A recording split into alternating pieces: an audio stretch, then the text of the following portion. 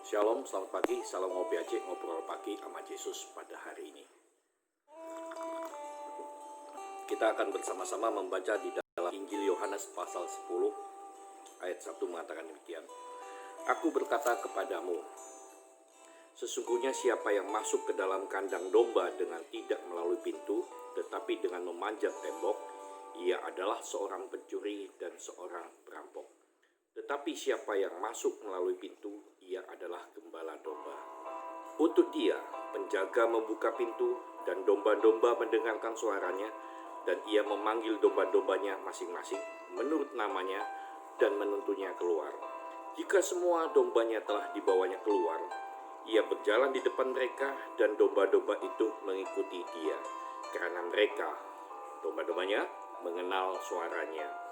Tetapi seorang asing pasti tidak mereka ikuti, malah mereka lari daripadanya, karena suara orang-orang asing tidak mereka kenal. Amin. Saudara-saudara yang dikasih Tuhan, ada sebutan yang mungkin sering kita dengar. Ada pendeta baik, ada pendeta jahat, ada hamba Tuhan baik, ada hamba Tuhan jahat. Saya katakan, selama mereka menyebut dirinya adalah hamba Tuhan atau pendeta, seharusnya baik. Tidak ada hamba Tuhan jahat, tidak ada pendeta jahat. Kalau mereka jahat, maka disebut di dalam Yohanes 10, mereka adalah orang asing. Bahkan disebut mereka adalah perampok, mereka adalah pencuri, mereka adalah yang membinasakan, mereka bukan yang mengembalakan domba-domba, mereka yang bukan memelihara domba pada saat domba luka, dirawat, dibalut. Pada saat domba mengalami pincang, mereka digendong. Saudara, pada saat domba mengalami tersesat, ya saudara-saudara dikasih Tuhan, domba-domba itu pasti akan dicari. Nah, saudara-saudara yang dikasih Tuhan, mari kita berkata, saya adalah orang baik, saya adalah hamba Tuhan baik. Marilah kita berkata, berani mengatakan, saya adalah pendeta yang baik. Mengapa?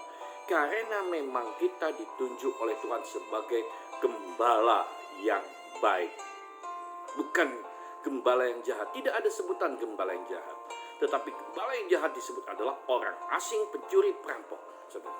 Saudara-saudara yang dikasih Tuhan, sebab itulah kita harus memelihara domba-domba Tuhan.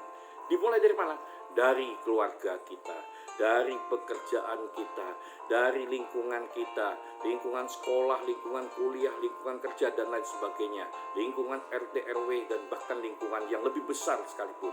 Nah, saudara, kita saling mengembalakan satu sama lain sebagai orang baik, sebagai gembala yang baik. Sebab itulah gereja harus menjadi solusi bagi jemaat. Gereja yang dipimpin oleh banyak hamba Tuhan harus menjadi solusi bagi jemaat. Jemaat yang luka adalah domba yang luka. Jemaat yang sakit adalah domba yang sakit. Siapa yang merawat? Para hamba-hamba Tuhan yang baik yang ada dalam gereja. Tunjukkan engkau adalah gembala yang baik. Mengapa?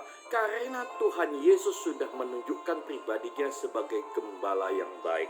Dikatakan, saudara-saudara, ya, ayat 7, maka kata Yesus sekali lagi, aku berkata kepadamu, sesungguhnya akulah pintu ke domba-domba itu. Semua orang yang datang sebelum aku adalah pencuri dan perampok, dan domba-domba itu tidak mendengarkan mereka. Akulah pintu, barang siapa masuk melalui aku, ia akan selamat, dan ia akan masuk dan keluar, dan menemukan padang rumput yang hijau. Nah, saudara, Tuhan menunjukkan bahwa dirinya adalah solusi. Tuhan juga mengajarkan kepada kita, para hamba Tuhan, para pendeta, gereja adalah solusi. Solusi apa? Sebagai pintu.